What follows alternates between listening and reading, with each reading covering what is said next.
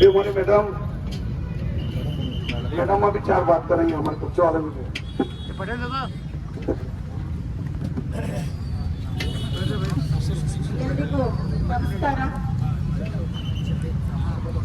ಇವತ್ತು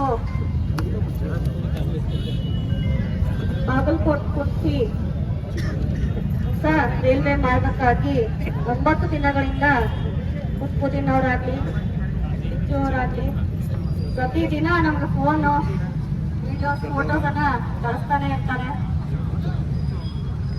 ಒಂದು ಸಮಾಜಕ್ಕಾಗಿ ಒಂದು ಹೋರಾಟ ಮಾಡ್ತಾ ಇದ್ದಾರೆ ತಮ್ಮೆಲ್ರಿಗೋಸ್ಕರ.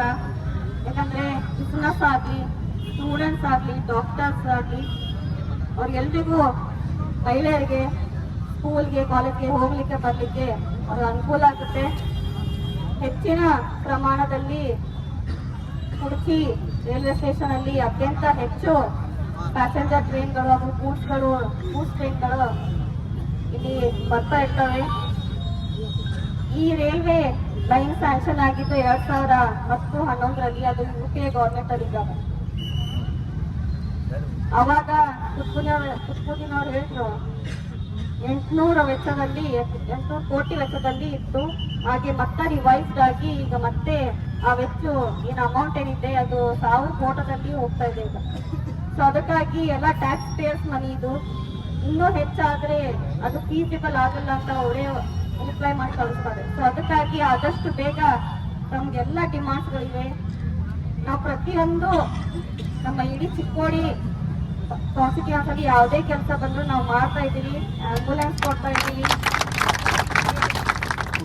ಮೊನ್ನೆ ತಾನೇ ಕೂಡ ನಾವು ಡೆಲ್ಲಿಗೆ ಶಾಲಾ ಮಕ್ಕಳಿಗೆ ಕೂಡ ನಾವು ಡೆಲ್ಲಿ ಪ್ರವಾಸ, ಡೆಲ್ಲಿ ಸೆಷನ್ ಅನ್ನ ತೋರಿಸಿದ್ದೀವಿ.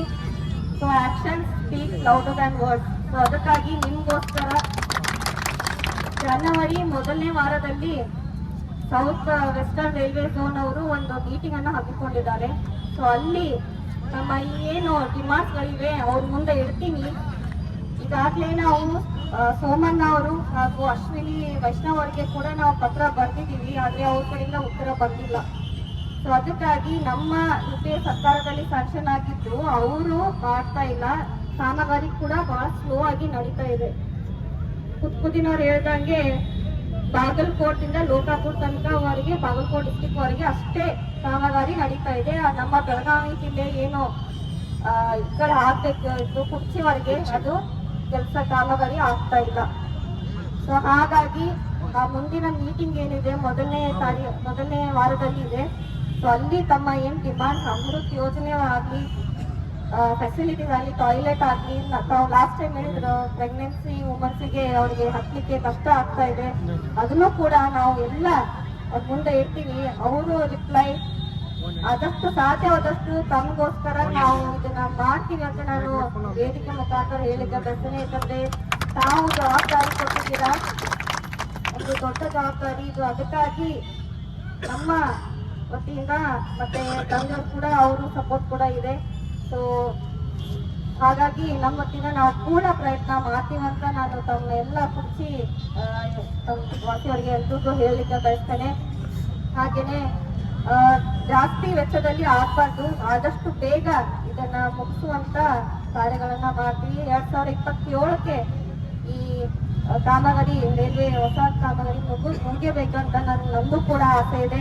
ಹಾಗಾಗಿ ಎಲ್ಲಾ ಡಿಮಾಂಡ್ಗಳನ್ನ ಅವ್ರ ಮುಂದೆ ಇಡ್ತೀವಿ. ಆದಷ್ಟು ಬೇಗ ಇದನ್ನ ಮುಗಿಸುವಂತ ಪ್ರಯತ್ನ ಮಾಡ್ತೀವಿ ಅಂತ ಹೇಳಿ